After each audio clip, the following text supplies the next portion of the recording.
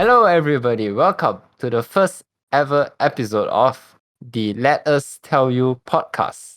I am Aza, I'm your host, and joining with me are my co hosts, Lazarus and Acasia. So, how are you guys doing? Yeah, doing All good. good? Doing good, Yeah. doing good. All right, that's great. So, before we start, let us just tell you the whole reason we have this podcast. So, Let Us Tell You podcast is a podcast where we talk about the in the nose of the Malaysian entertainment industry. So, for example, the music side of things, the game side, conventions, anime, and any other things that Malaysian has worked in expanding the entertainment industry in the world. And Lazarus, can you tell us a bit about the channel that we are on, Beats Media Productions? All right. Good day, everybody. I'm Lazarus. So, again, pardon me. I've got a bit of a list because I just put on my braces. But, all right. Anyways, so we are here representing Beats Media. And what Beats Media is, it's actually a platform for us to really just promote art. We are also a platform for collaboration for artists. So, or to put it bluntly, we are here to catalog the production of Malaysian artists, creators, and entertainers, and also to provide a place for these products to be stored, so they're not lost to time. We would like to also document them a little bit. Very interesting. And can we Indeed. say that even though it's just three people talking about the entertainment industry, we in fact will have opportunities to invite people from the industry or indie creators to come along in the podcast and just talk to us about what they're doing in the entertainment industry for Malaysia. So mostly the guests we're gonna get are Malaysians, of course, but we are open to whoever are available to talk with us. With that being said, perhaps we could talk a bit about ourselves now. I am Aza. I am a content creator for Beats Media Production and also your host for the Let Us Tell You podcast. All right, good day, everybody. This is Lazarus over here, and I'm also a co-host for, and also one of the content creators from Beats Media. Cool stuff. Hey guys, my name is Acasia Parsnip. Feel free to call me Acasia. I'm an independent Malaysian VTuber who's been streaming on Twitch for about a year or so now. I'm generally a pretty chatty streamer that plays games and does art sometimes, pretty much. All right, that's great. And also, we have a production team behind us. So it's not just us that's going to be handling the podcast. We will have an incredible production team that's working really hard behind the scenes, helping us at making this podcast possible. Now, with that being said, it's kind of interesting that we have a VTuber as a podcast host, aren't we? Ayo. Yo. Ayo. Well, it's not often you get to see a VTuber outside of Twitch and YouTube to be doing a podcast. So having a VTuber on a podcast seems like a very interesting thing to happen. So that's why in this episode, we will introduce a bit more about the VTuber that we have as our co-host and also give you a bit insight on our podcast. Now, before we go into a deep to the itinerary of our podcast, is there anybody want to say how was your last year been? Do you guys have any 2021 resolution that you accomplished or not haven't accomplished that you want to push further to 2022? And if you have any new resolutions, what would they be? I would say like a couple of resolutions I do have. It's definitely to create more creative content for my streams. Because when I started out as a VTuber, I used to have all these ideas and now I'm kind of trying out. So I just want to regain that motivation and passion again. So yeah, that'll be for me. What about Lazarus? Right. For me, let's see. Well, to be honest, I've just graduated not too long ago. So I'm actually what I really want to get done this year is to really build to really further build a career for myself even more, because doing Beats Media and also having a few projects on the side, I still haven't really found out what I really want to dive into a lot more. But this year I really want to take the time to build on that and really make it soar. So for Acacia, let's so you said that you always wanted to further push yourself to do many different kind of content during the last year. Yeah. So do you believe that you have achieved that now that it's the new year? I feel like my first step would definitely be this podcast itself, because since last year, I pretty much already spent a year on VTubing. So what I usually would do is just stream and see where I can add my creative ideas into my stream.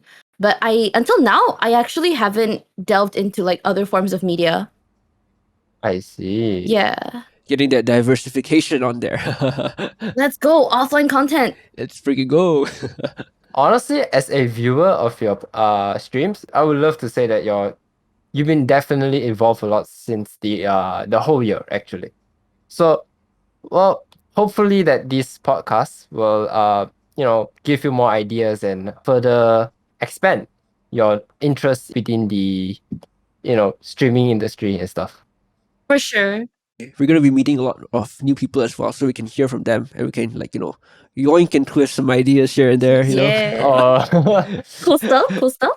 Cool stuff. We're gonna be Cool stuff. stealing some. Okay, not stealing. Stealing is a big word. Let's go with Ooh. Yeah, that's why we yoink and we twist. We yoink and we Yoink twist. and twist. the Malaysians would like to call it the touch and go. Well, that works. That could work as well. So, I think people will be wondering, why do we choose to talk about the Malaysian entertainment scene of all other topics in Malaysia? Well, mainly because we have done a lot in this scene, honestly. Like, there isn't much people that actually know that the Malaysians have done a lot in the entertainment industry, don't you think? Yeah, it feels a little bit underrated because I studied music. So after coming into like Medi Beats production and also Beats Media, I've only then began to realize that, hey, a lot of Malaysians are involved in many of the productions elsewhere, but the names are not known because they're not the forefronts. The Malaysians are always, part of the production crew somewhere, like doing the audio or maybe doing a game, part of the game team elsewhere. And from my knowledge as well, actually, I realized that there are many Malaysians that are also doing popular Japanese anime. In fact, I just I just found out. They do. Yeah, I found out not too long ago, about a year or two ago, that the recent Pokemon anime, there is a team in Malaysia, Putrajaya, in fact, that they outsource to do some of the animation as well. Yeah. Oh shit! I actually didn't know that. Amazing. Yeah. Holy shit! I found out. Yeah, wow. Yeah, I found out through because at one point I was driving Grab, so I was driving this one animator apparently in Putrajaya. So I was like, oh, what do you do? I do animation for Pokemon. I was like, oh crap! I didn't know that we have that. I actually watch Pokemon. So yeah, that's just a little bit of like what we do, and yeah, it's really underrated. And also in terms of game outside of the movie industry or the animation industry, there are a lot of things that the Malaysian have done within games itself. For example, the success of No Straight Roads, they actually kind of got a bit of awards during the last year, and which was Metronomics, if I'm not mistaken, that made No Straight Roads. Yeah, people like Metronomic. Wan Hasmir. Is that how you pronounce his name? I might be wrong. Yep. Wan Hasmir. One Hasmir, yeah. And of course, Wan Hasmir not only worked on No Straight Roads, he was also the same guy that put Malaysian dishes in Final Fantasy 15 when it came out. There was a part where in Final Fantasy 15 where you see this a kiosk or a what we like to call mamak stalls, where they actually serve Malaysian dishes like roti canai and satay. But of course, they changed the name. But we could tell as Malaysians, those are our dishes. Dang, son. True. I know that he was the art director for Final Fantasy 15, which is honestly like huge. You never expect to see a Malaysian in a place like this in such an international form of media. So it's pretty cool as well. Yeah. Exactly. Like, can you imagine like Square Enix, this multi-billionaire company that's like known in the whole world, and there's like a group of Malaysians in there just putting food for the whole world to see that Malaysian food are indeed the best. Oh. I'd agree there. Yeah, Malaysian food is just it's just real different. Malaysian food is the best. It hits different. It really does. And the variety, I don't get us started. This can be like a food segment already on its own. Honestly, I'm down to make this a food podcast at one point.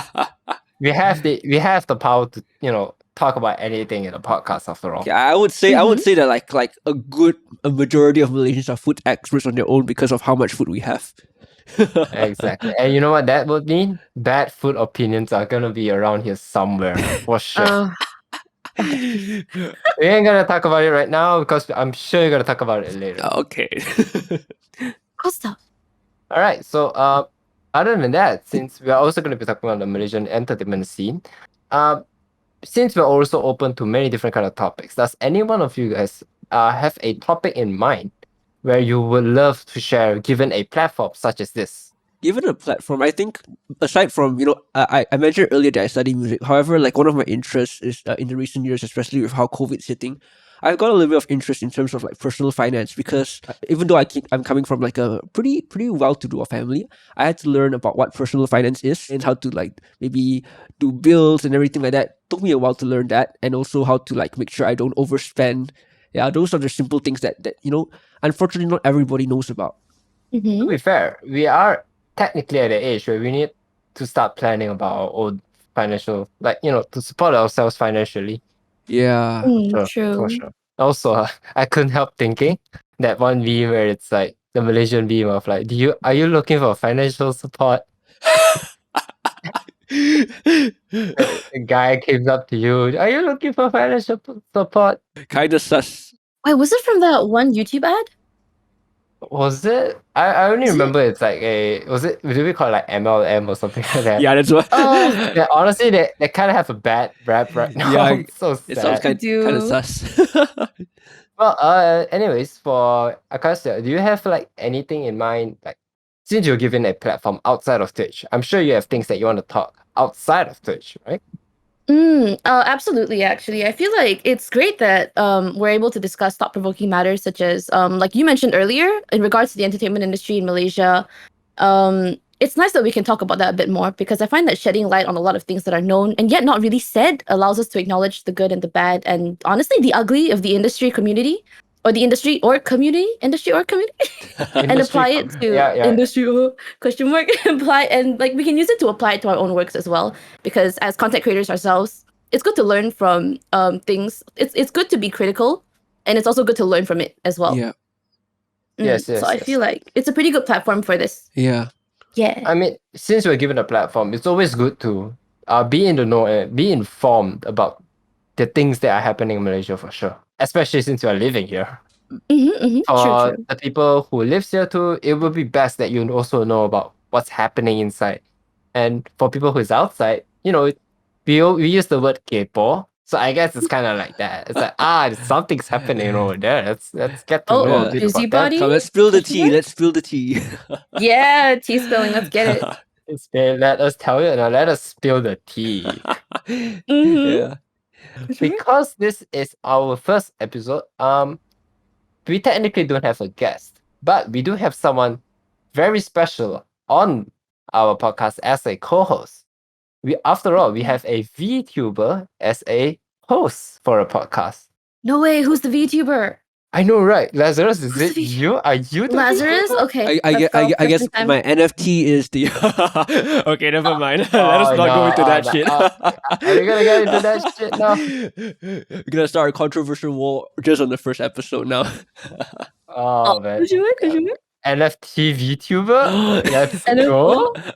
Axolotl VTuber? Actually, wait, hold up. I need to know.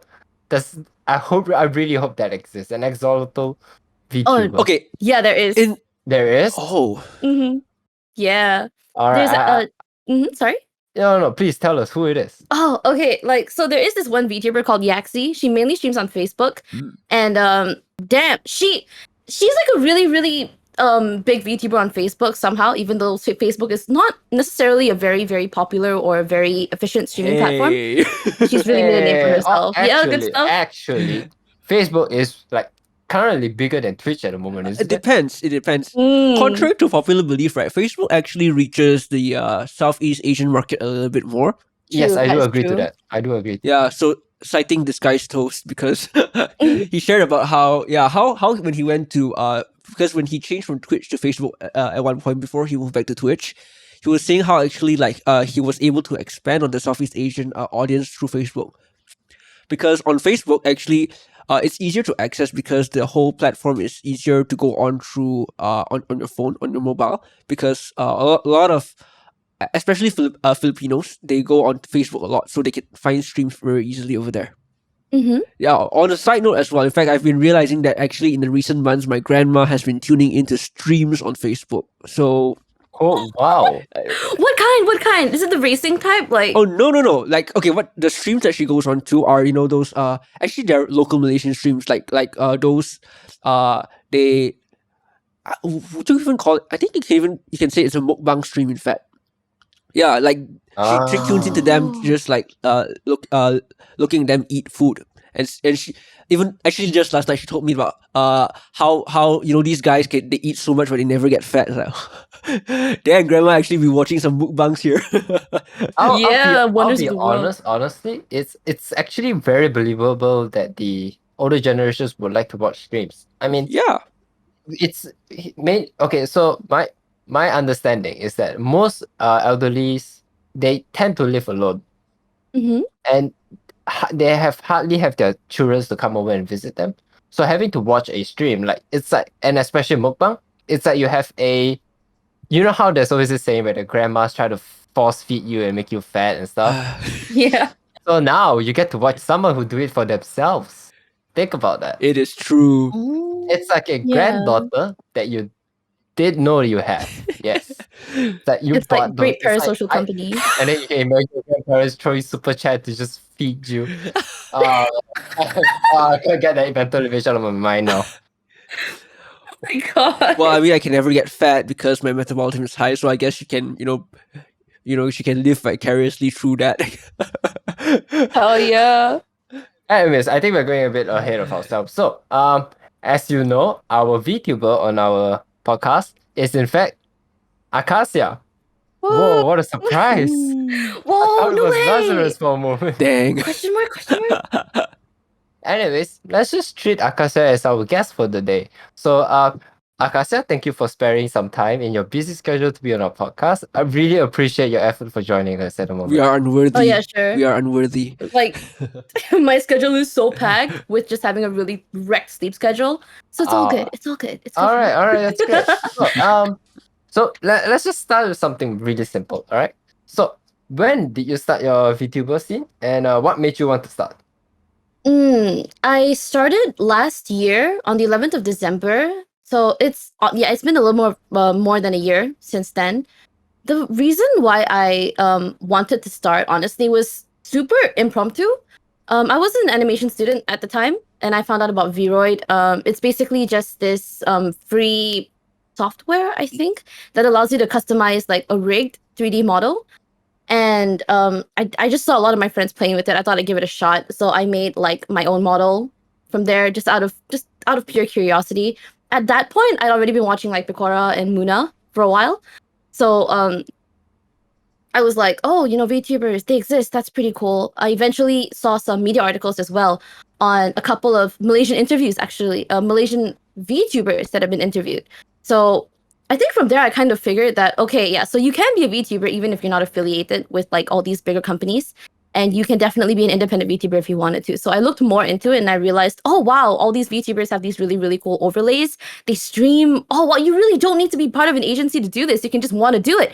So I thought it'd be pretty fun to just make my own overlay as well, just for the sake of it, just for fun, because I had nothing better to do at the time.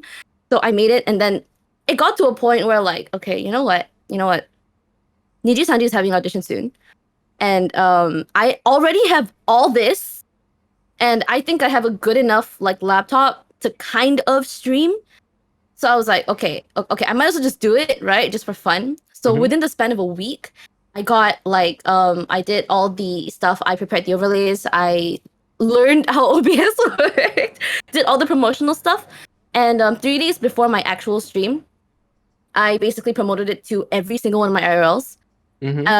Come the day of debut, the rest is history, pretty much. Ever since then, I've just been streaming. Yeah. So wait, are you telling me that most of your IRL friends actually know that you're VTuber? Yes. I feel like that sets me apart as a VTuber because I'm not necessarily looking to be anonymous. I just want to do this because it's fun. I like to play character because it's fun. So it's kind of like an open secret, like when your friends comes over to you and meet like your IRL friends, your people that you know in real life. Yeah. So, that's real life. Anyway, so people that you know personal on a personal level, that if they ask you, so what do you do? And you will just straight up tell them, I'm a streamer. I'm actually a VTuber.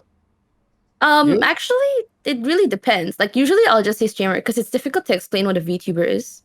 Okay. So Yeah. for those who know, you probably, maybe it's like an open secret thing. So if they Pretty find much. out that you're a VTuber, they'll be like, yeah, I'm a VTuber. Yeah. Ah, that's cool. That's cool.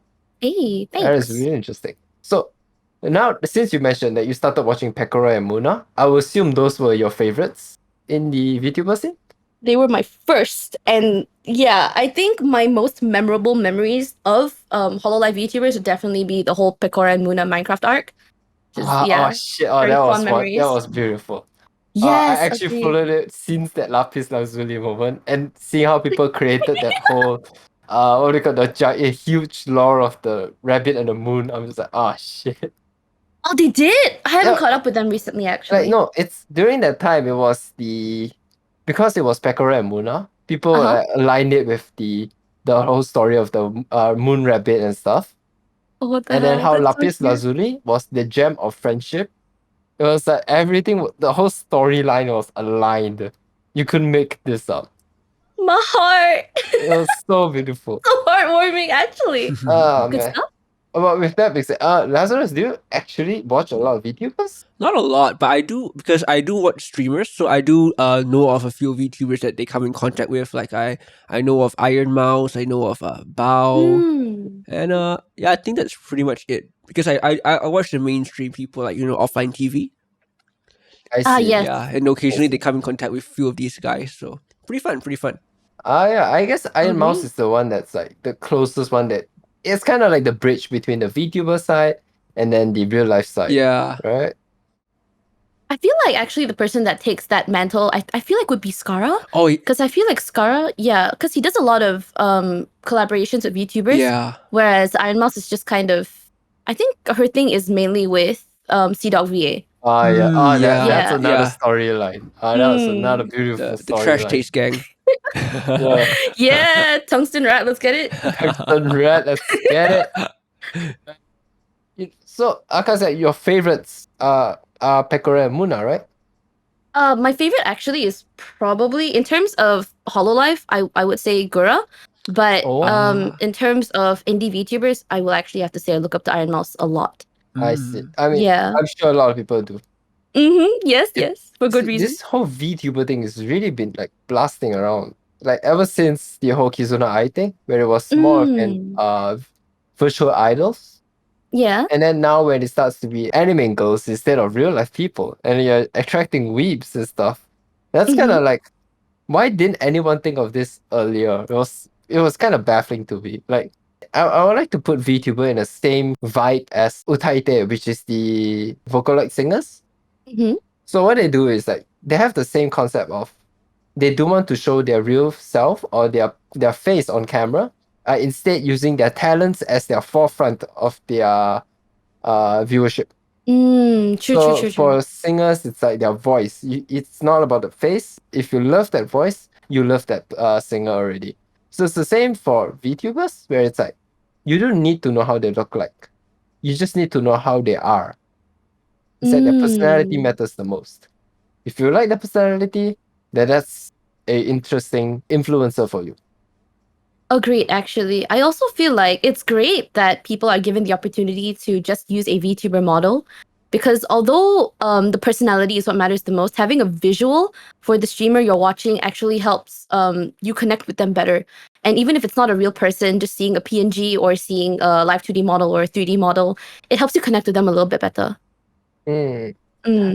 Now, since we're on that topic about a different personality between the VTuber and the real life personality, so I would like to ask you is that do you have a difference in your VTuber self and your outside of the VTuber side? Is it like a different personality? Because there are some people who do. Right. So I think for me it's a little bit more complicated just because of the fact that I don't it's like an open secret. So like those who know my name will know my name. Those who don't know don't have to know, I guess, because there are some times when I cannot control the fact that some of my IRL friends will come in and start calling me by my real name, which is honestly fine. I'm not really too miffed about it. But I would say that Acasia and me as the person behind Acasia are different. But I see. she's more of an extension of who I am. But if you would meet me like in real life as myself, I am definitely not Acasia, and I can acknowledge that people who watch Acasia are here to watch Acasia, and not necessarily me, the person behind Acasia. Do you if that ever makes have sense. that idea that you want to try to slowly break that gap where, there are some people who's just like, for example, this guy's host before he became, before he showed his face, he was actually a faceless streamer also, Mm-hmm. or faceless YouTuber. I can't remember which, but he went Mm. through this slow phase of slowly showing his real self out as a streamer, where he starts showing his real face, his real personality, how he is. Do you have that in mind too? Actually, to interject for a bit, because actually for Toast, he just mostly hides his face, but it was an open secret sort of thing. I see. Yeah. But he does show his Mm. face eventually, Yeah, right? but I think what I see Acacia doing is really akin a little bit to how Code Miko does her streams. If you guys know Code Miko, Oh yeah. Oh my Yeah. god, she's amazing. Yeah, Yes, she's I'm quite crazy. aware, but I just never really watched her stuff. Yeah. So for her, well, she is Code Miko, and then what is the word? Programmer, or what does she call herself? Technician. Yeah. So like Yeah. so she has that distinct difference between like, okay, it's Code Miko on, and it's Technician on. So sometimes she streams as herself, and she calls it Technician. So she does stream with her Mhm. face and everything. But then like Code Miko for her, even though she doesn't change her voice, it is still a character. So I think like how Acacia is carrying herself is a little bit like that. Am I correct? Yeah, I completely agree there, actually. Yeah. Yeah, I feel Well- like because Acacia is definitely a persona, I won't say that it was an intentional decision. It was definitely more of, because when you're in front of a camera and you know that you have people watching you, I personally have a tendency to act quite different because I get very nervous, I get very antsy around usually socializing. So being in front of a camera makes me feel like a little bit pressured to actually come out of my shell and talk a lot more. So the hyper Acacia that you see on stream is actually a product of me being a little bit scared of not meeting certain expectations. But it's become something I've grown to accept and actually love about Acacia as well. So yeah. I mean, like, actually, if you look closely, like a lot of the streamers, because I watch quite a bit of streamers as well, they do mention that, in fact, like, let's just not go as far as streamers. Let's just talk about even meeting new people. I can say for myself Mhm. that if I meet a new person, the how, not really exactly the face, but I will be a little bit more of myself. I would be like I would try to like amp up certain characteristics, like be more welcoming, be more like, hey, how's your day, sort of thing. Yes. So I think it's pretty similar, because even for streamers, IRL streamers, they don't exactly, let's just say, they don't like, they're not a different, like a whole different personality. It's just a different side of them that they're showing. Yeah, That is true. That it's is like true. their game It's kind of face. like the Agreed. difference between like PewDiePie and Felix, that kind of thing. Yeah. Yeah, true. Mhm. Mm-hmm. So then Mhm. there's like, if you're asking about like Acacia being a totally different thing, it's not really so much, but I think it's just like her game face sort of thing. It's like a part of her. Yeah, It's a part of her. yeah. Yeah. It's like a Super Saiyan post. Super Saiyan. A little bit, considering how much I stream, go- how much I scream on To stream. go further beyond. All right. So Lazarus, what about you? I'm sure you have a lot of questions for her, right? Well, all right, yeah, okay. So Mhm. we all know streaming platforms, they have their chats and everything like that. So Twitch chat is, I think, what we all know as the most iconic chat, because I think Twitch is where live streaming and games and whatnot started becoming popular. So my main question is just like, what is your Twitch chat like? My Twitch chat. I will say that my Twitch chat is generally a pretty nice place. Mhm. Other than some hiccups here and there, but usually Twitch chat is great in a sense where if somebody crosses a line that you're not comfortable with, or if it's a boundary that you've never established and yet it's been crossed, you can actually tell them. And most people, at least people who aren't here to troll, will actually go like, "Oh, sorry, my bad, I didn't know." And I think that's a really, really cool thing about Twitch culture. It's because they have a lot of respect, I guess, Mhm. for the streamers that they watch, in terms of not like, "Oh, I put you on a pedestal," but more of like, "Okay, you're a human too, and I understand if I'm making you uncomfortable." So I think this is something that is more prominent in Twitch culture than it is in say other streaming platforms. I'm not sure about Trovo, but I know that on Facebook there are quite a number of people who aren't as sensitive Mm, when it comes to this yeah. because Twitch has its own etiquette that Facebook and YouTube do not share. Yes. So I think Twitch is a great platform in a sense where they have an established community that acts a certain way. There are unspoken rules that you should follow. There are rules that are spoken that actually make a lot of things clear, so you don't cross any boundaries. Yeah. Mm. Yeah, in fact, because Twitch culture is something that is really strong because it was, again, like I mentioned, it's the first established one. So like it's really built upon a Yeah. lot, and they're like, all the emotes. I almost said emojis. Someone's gonna kill me. Oh. Yeah, all the emotes and all the phrases. It's really like a Twitch thing, and once you like get into it, you really feel that you're in there. Yes. That's true. That's true. Yeah. So like you in your channel, you have all your unique emotes as well, right? I suppose. It's great that they actually let you upload your own emotes and whatnot. I feel like it really gives a lot of personality to the channel itself without the streamer actually being active. Yeah. Exactly. Yeah. And then like the community builds itself. Oh, these are the reacts that we can do, how we can emote to the streamers and stuff like that. Yeah. True. Yeah. I'd like to add on, the best part about that is you get to have your own inside jokes, and it's like Oh, people who just yeah. joined in, they're like, what are these? Why is that corn in that emote? And it's just like, you won't get it.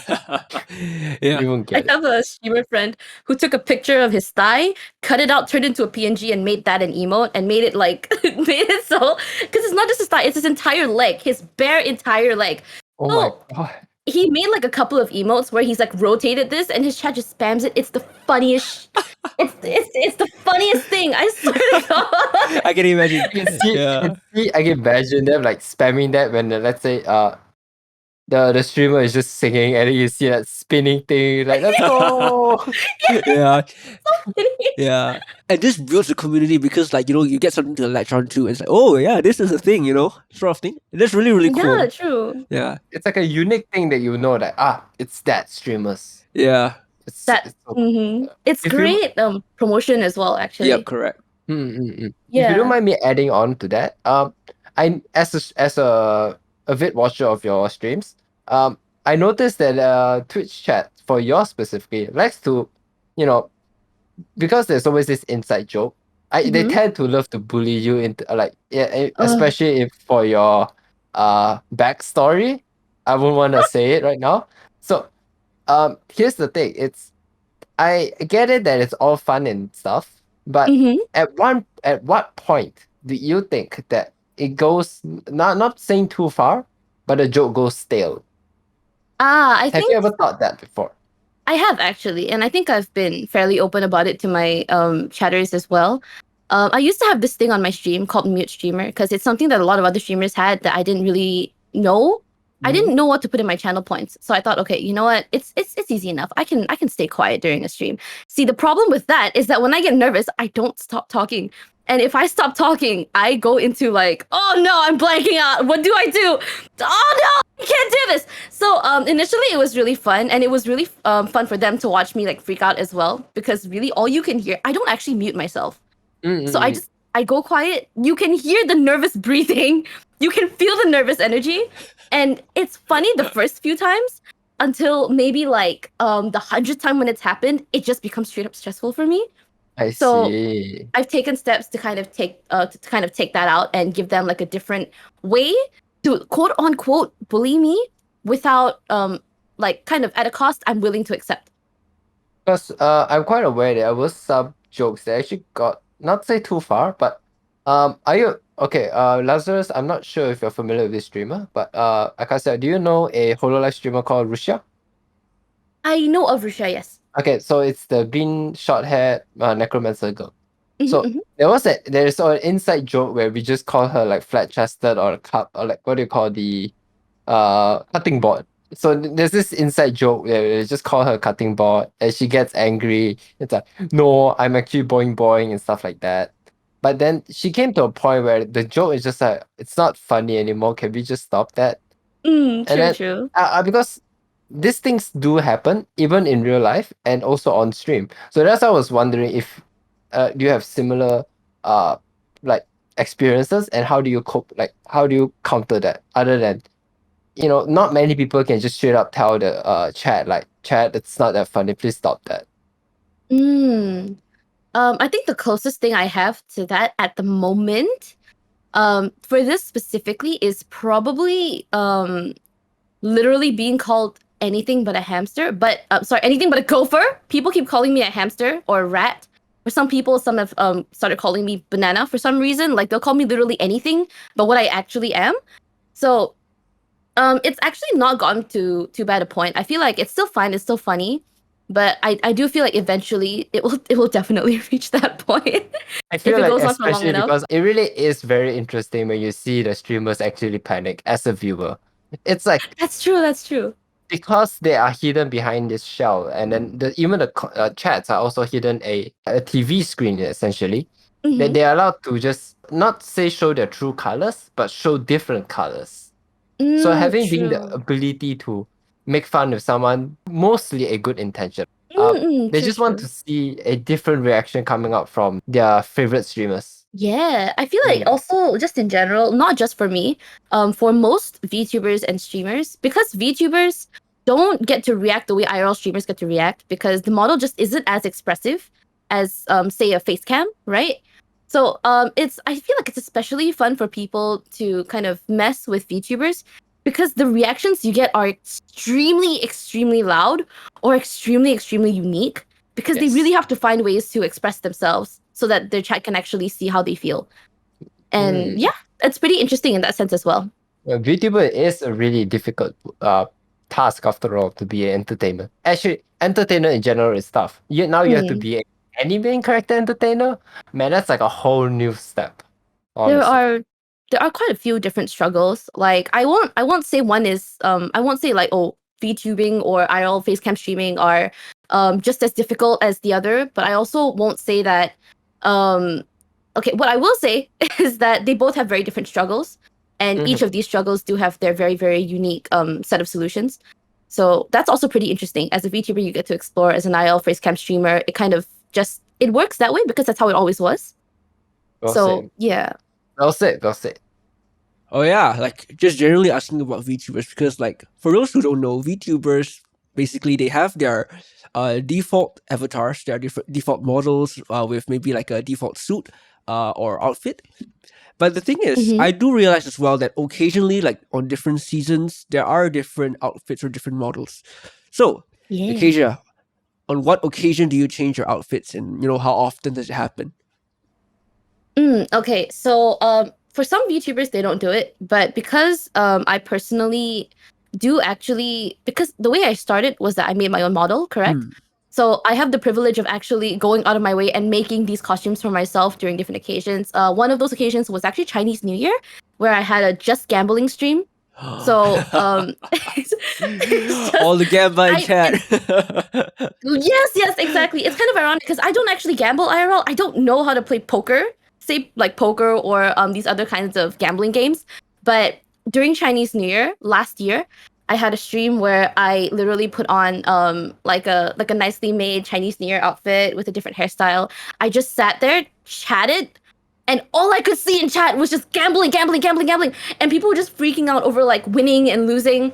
They even had this like one part in like the end of the stream where okay, at this specific period, everybody gambled everything. Oh, So that was really fun. oh God. But I think occasions like this, when I have special things planned for certain like events or festivities, is when I would probably try and make a new model Mm. for that specific thing. Even if I may never use the model again, I think it's something that adds a little bit of spice to my streams.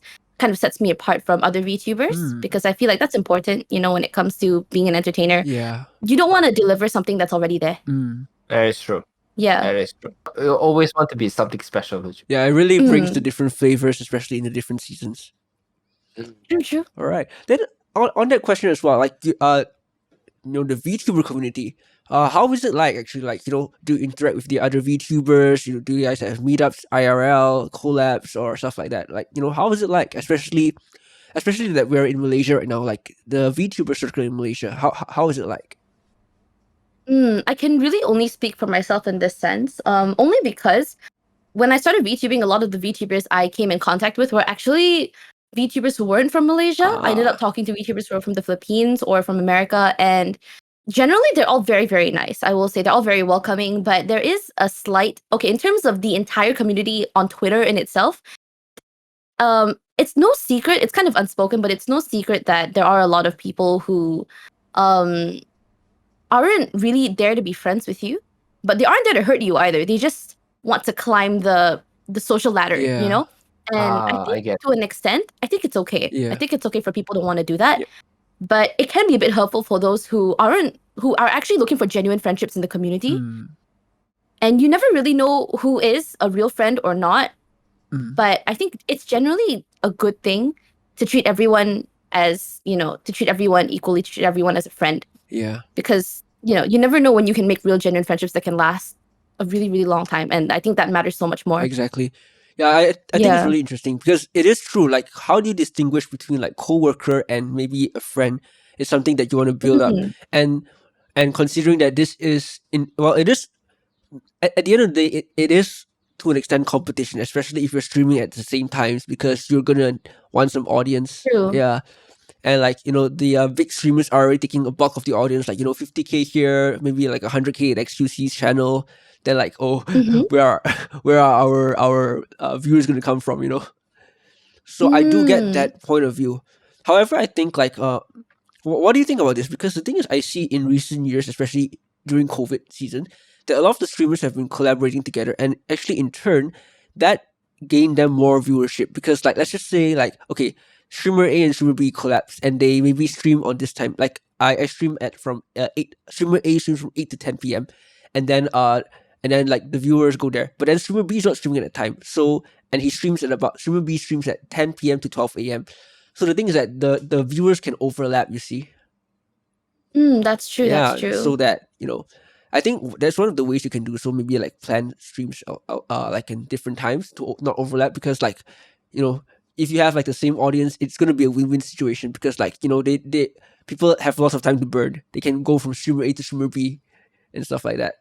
Yeah, Yeah, actually, I completely agree with that. But I also will say maybe I may not share a lot of viewers with these bigger streamers. Mm.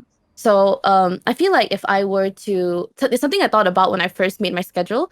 If I were to make my streams at a time where they're not streaming, it doesn't necessarily mean I will actually get a bigger viewership or people will necessarily watch, because a lot of Malaysian streamers, I share a lot of viewers with a lot of fellow Malaysian streamers as well because of the time, right? A lot of people usually stream from like 8 to maybe they start from 8 to 11, and then maybe they end at around like 12 to like 2 or 3 o'clock.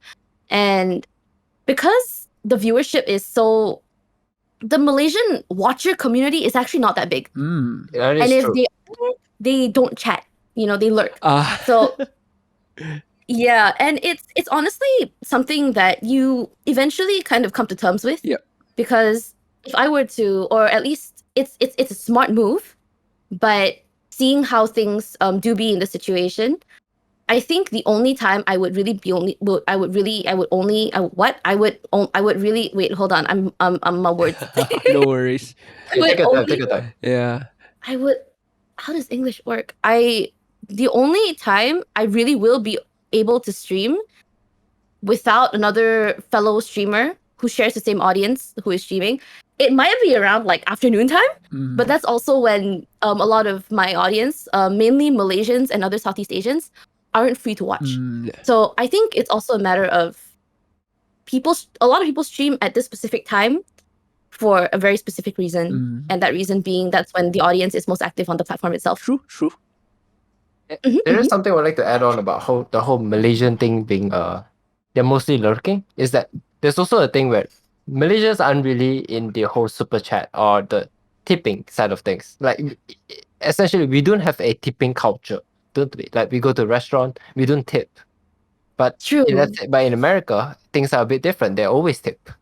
So That is definitely true. for them, subscribing or giving extra money to to support their favorite streamers is very common out there. But as for Malaysia, we are, when it's something free samples, you just take it, right? It's there is not much effort you need to put it in, and even if you do want to support them further, we don't exactly have this urge of thinking of, why not let me just tip this person. So it's a very cultural difference in Malaysia, Yeah, especially. I agree. Mm. However, I think it's mostly in the older generation.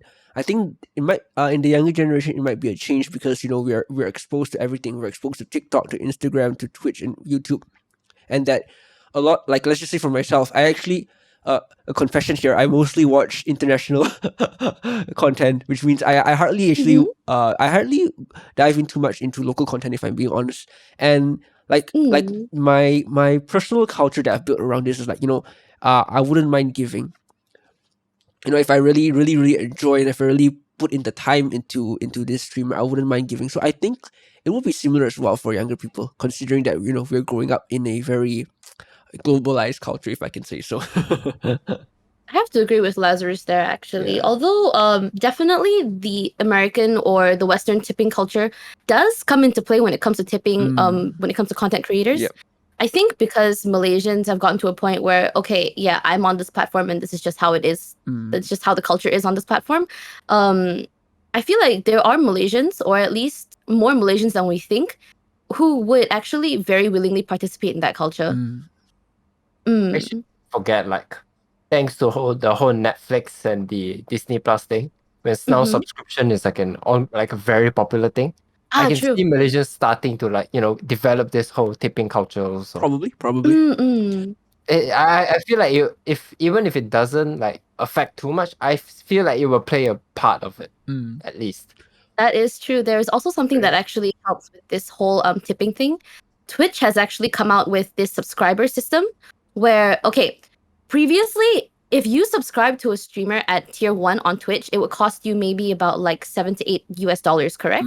Yes. So after conversion, that is usually for me, it's way too much for me to be able to afford as somebody who wants to support streamers I like as a student.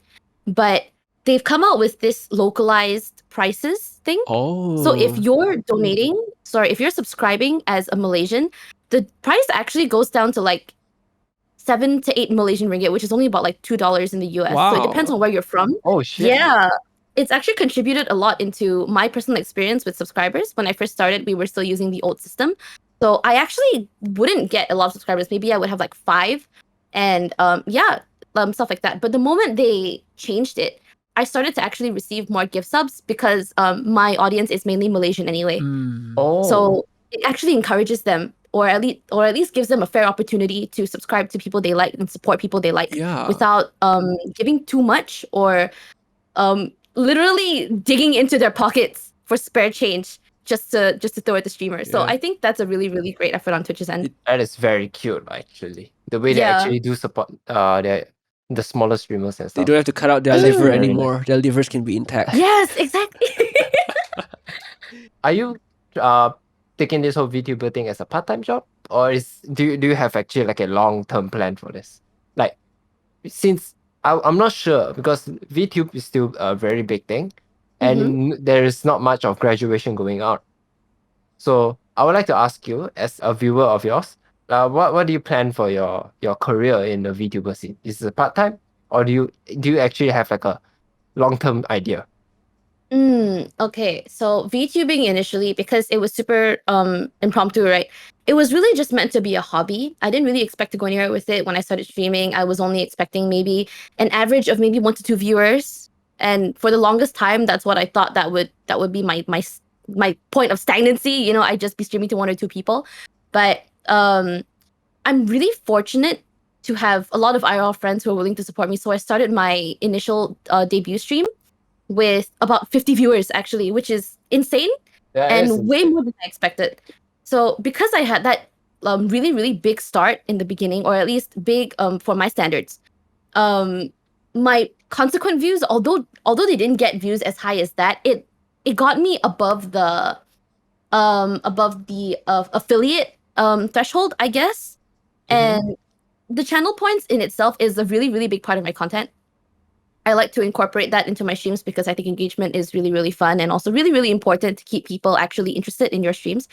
And I think realizing that I actually really enjoyed doing all of this, I really enjoyed streaming to people. I really enjoyed making it fun so that other people can have fun with me as well. It's definitely become huge labor of love. So as somebody who didn't really have ambitions or passion prior to VTubing, I always thought I was just going to go through the motions when it comes to, okay, I'll go to school, then I'll get a job, and then I'll die, you know? But after actually finding so much passion and love when it comes to something so unique and something that I feel like was almost meant for me, it's definitely something I want to go full time for. As I won't lie, it also is because it's something I would be willing to earn from. I see. And I think because of the conversion rates, it wouldn't be as difficult for me as a Malaysian to turn this into a full-time job compared to, say, an American or somebody with a higher currency, right? That is true. But at the same time, the main reason I want to go full-time is actually more because I want to dedicate more time and effort into my content, because I feel like there is a lot of potential for me in this specific line of work compared to any other line of work that I really don't have an interest in. I don't mind, I don't mind going through the motions and doing it, but if I can make this a full-time thing, if I can dedicate all the time and effort and energy I want to into something I actually love doing, that would absolutely be the goal. Alright. Yeah. That is- So there is a long-term plan for this. Yes. Yeah. That's cool. So you can expect. So I'm sure the viewers can expect. Their subscriptions aren't just like gonna disappear one day. And that's nice to know. I'm sure they'll be really happy about it. Something is going to be worth the full value. Yeah. Man, but I will say that I think just to add on to what I mentioned before, it's given me a lot of outlets to express myself. And I think something that is really, really important when it comes to having a long-term goal is being able to learn from it. So through VTubing, through the past year, VTubing, I've learned so much more because I've been so much more willing to self-learn just to improve it, just improve my streams. So I've learned how to video edit in this period of time. I've learned, I've honed my design skills. As a design student, I was actually very weak. I was actually a very, very weak student in college because I was really not an art kid. But because of how important and how motivated I felt to actually pursue this line of work, I went on my way and I actually did try and hone my design skills. You can see the difference between my first debut stream and my most recent re-debut stream. It is massive. Damn. So yeah, that's just kind of what I wanted to add on to it. Props. Yeah, that's great. Hey. That's super great. Cool stuff. No, I think like what you mentioned just now about really finding your passion and going, it's really really good, and it's really inspiring because to maybe to a few of our listeners that might not have found what you've liked, because now you see like from what Acasia shared, it's really evident when you found something that you really want to do, you go in all out for it. Like especially like holding your skills, it gives more meaning to the things that you do. It really does. Yeah. So and I get as well with what you mentioned about I you don't mind going through the motions of like getting another job, but what's the point, since that now you've already found something that you really enjoy? Why not stick to it and build it big? Go big or go home. You only have one life for this. That's true. That's true. Is there a point where in the future, like let's say 5 years from now, where you come to a point where you say, all right, maybe this VTuber thing, maybe I could slowly break through that shell and start to like do more than just this VTuber scene, like perhaps urge to do something just more than VTuber? Yes, I do want to branch out more, because as much as I love being a VTuber and as much as I would love to be a VTuber forever, it's not stable. I do plan to eventually get into IRL streaming. I'm still definitely working on like whatever I should be working on to start IRL streaming. No leaks. No leaks. No leaks. Eventually gonna show that pinky reveal by accident. Oh my god, bro. Question mark pinky toe reveal. Let's spice it up a little bit. Oh, wow. All right. K9 teeth reveal. Oh gosh. Okay, question mark. Let's not get too ahead of ourselves here. We gotta keep this a little bit PG Patreon up here. Alright. You gotta spice things up. You can't just go for feet review. You gotta go like hair strand review. Oh my god, like wisdom tooth reveal. Oh my god. And when you go for an extraction, you put it up for auction. Oh no. Oh my god, You're going wait, too let's far. go. You're going too far. Yeah. What's next? Akasia's gonna sell like 4 limited edition wisdom tooth. Oh my god. What was the main reason you chose VTuber over IRL streaming? And even if VTuber did not exist, would you still have decided to stream? Good question. I will say I never had to decide if I wanted to be a VTuber or an IRL streamer because being a streamer has never really been the plan. You know, I never thought about, oh, I want to stream. Should I be a facecam streamer or should I like go with VTubing? It was definitely more of a, oh, okay, it's convenient. I might as well do it. I have all the VTuber stuff. I might as well go for it. I don't think I would ever become a facecam streamer if it weren't for the fact that I'd already started streaming via something else. Because I'm actually not I'm definitely not a very public person when it comes to the way I look. I don't necessarily like the fact that I have I guess representations of myself that I can't always monitor and control. So like obviously for the average Joe, selfies all are okay, but I don't like to have videos of myself online. So being a facecam streamer would never have been part of the plan if it weren't for the fact that I already enjoy streaming so much as a VTuber. So being a VTuber is definitely an open door for me to kind of venture into this space as well. Mm. Yeah. So in that case, I would assume that the main reason you chose streaming was because VTubers exist. That you Yeah, know it that was this could be a great way for you to showcase yourself. pretty much. It It wasn't even really a way to showcase myself. It was just like, oh, okay, I have this, I might as well do it. And then when I started doing it, I started to really find a lot of because okay, I also watched a lot of oh, how do you start stream videos? And I found a lot of interest in those videos, alpha gaming being one of the major influences in my time streaming. I've learned a lot about socializing as well. So as a VTuber, if it weren't for the fact that I just decided to become a VTuber, there is absolutely no way I would have considered going into streaming at all. I Yeah. see. Yeah, but I've got something to say actually. Like, that being said as well, with I think one encouragement to a lot of people is that if you're unsure about what you're going to do with your life, you still haven't found that passion yet. I think that YOLO moment is pretty good because like for Acasia, she just like YOLO'd into streaming. Like Yeah. yeah, and then she found it really enjoyable. So I guess for the rest of us, if we are still not sure what we like to do, can YOLO into something that's convenient for us to pick up, and we can see. Well, if it doesn't work out, we can get out of it and then YOLO into something else, right?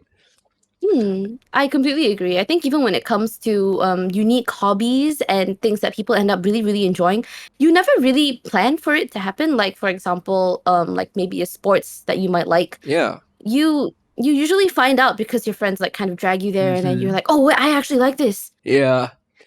Yeah, explore your avenues. Yeah, like going on a bit of a tangent, like I started rock climbing because my friends did. And now I'm in love with it and I'm accumulating injuries from rock climbing. But I still enjoy it so much. Yeah. I just went the other That's day good, and I've honestly. injured my fingers, but I still want to recover quickly and I'm going to climb again soon. I'm not going to stop. I mean, it's like the hardships was worth it, lah. Yeah, Yeah, because you true. just enjoy it so much. Yeah.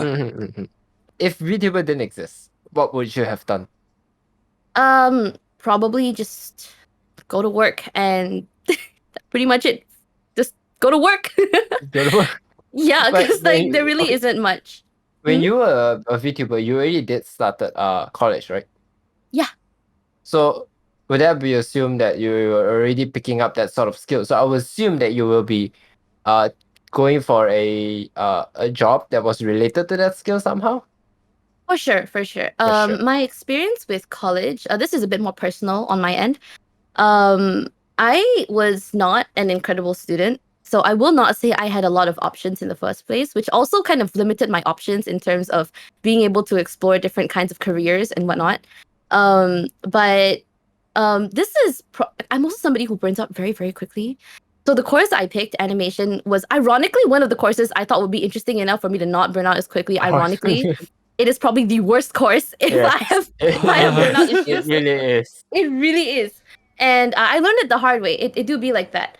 But if it weren't for the fact that I started VTubing, I probably would have yeah, I probably would be going for a job in the animation industry, because what I like to do is not think and just do. So tell me what to do, I'll do it. You know, I don't want to create. I just want to do what I need to do to kind of get through. And that's how uninspired I was prior to VTubing. So this has added an entirely new flavor to my life, and it feels amazing to actually feel the passion other people feel in the things they do, compared to just watching from the sideline. Yeah, ironically, Mhm. when you said about how like you don't want to create, and now you're actually doing content creation. So That is Yeah. true. It's super ironic, but yeah, you end up with the things you don't like. So That you know. is true.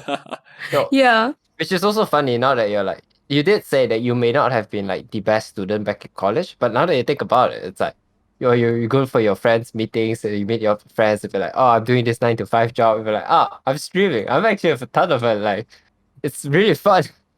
Yeah, it is. It's like, it's Mhm. because you are special in the like the thing about college is that when you go there that you think that you were good at that, but when you go to a college where everyone is good at that one same thing, you have to start with this. Yes. I need to do something different. I need to do something special.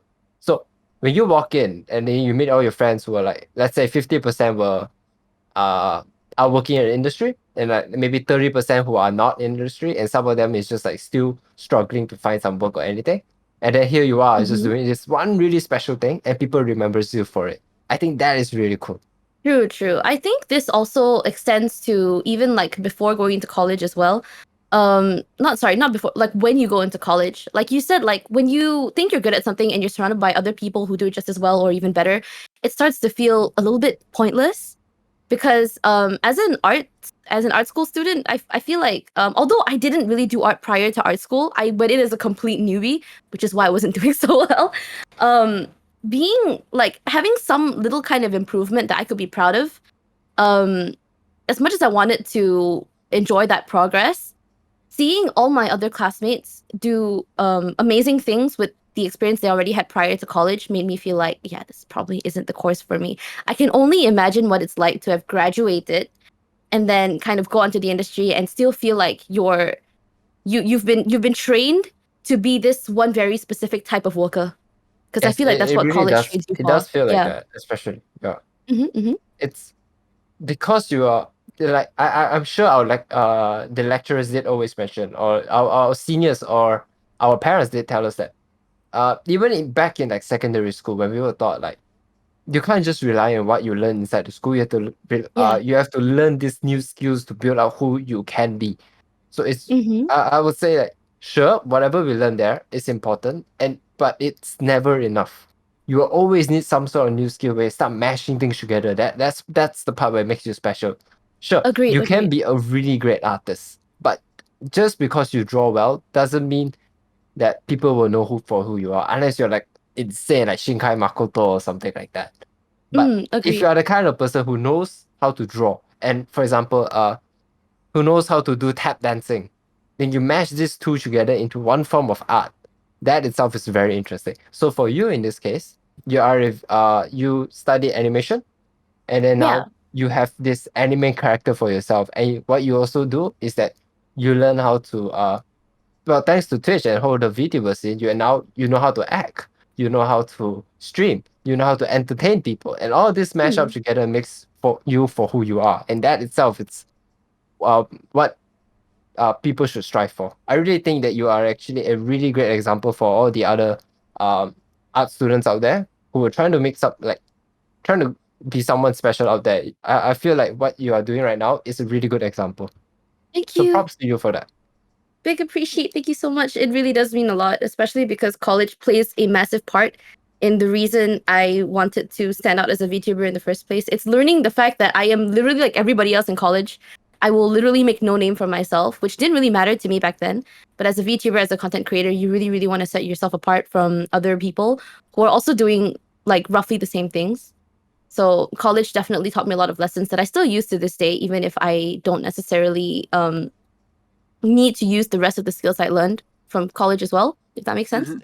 Mm-hmm, Actually, yeah, Yeah. which actually goes to one of the opinions that I've been having of like universities and college lately. Let's be very real. Mm-hmm.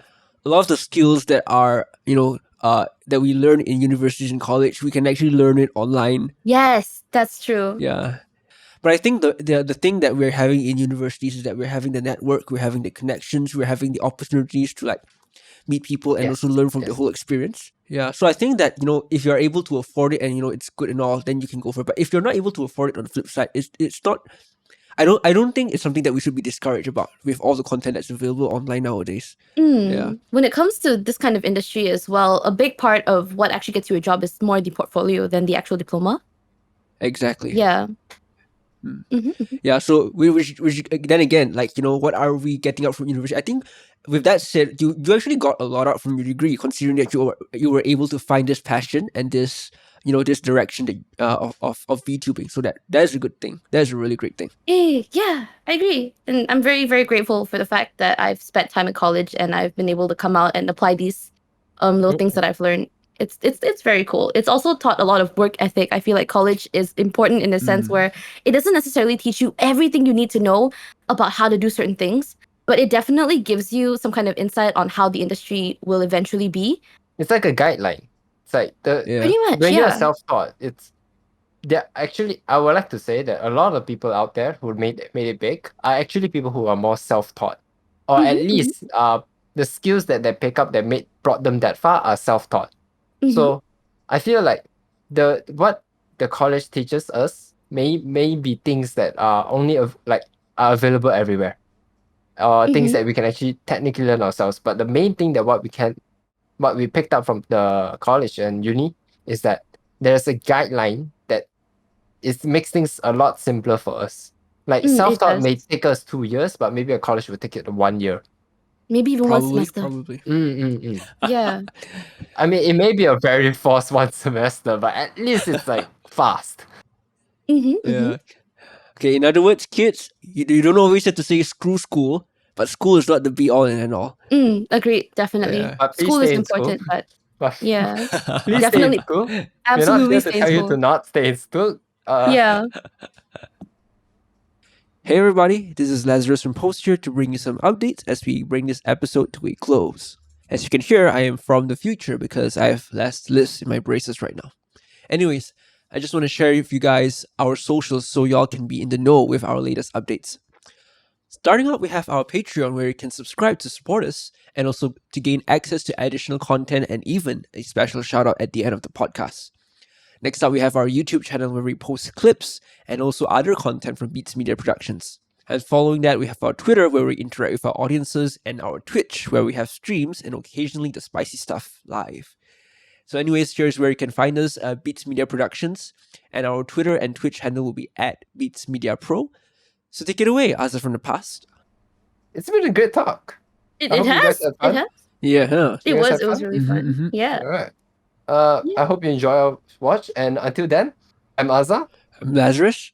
I'm Acasia. And let us tell you more about it in the next episode.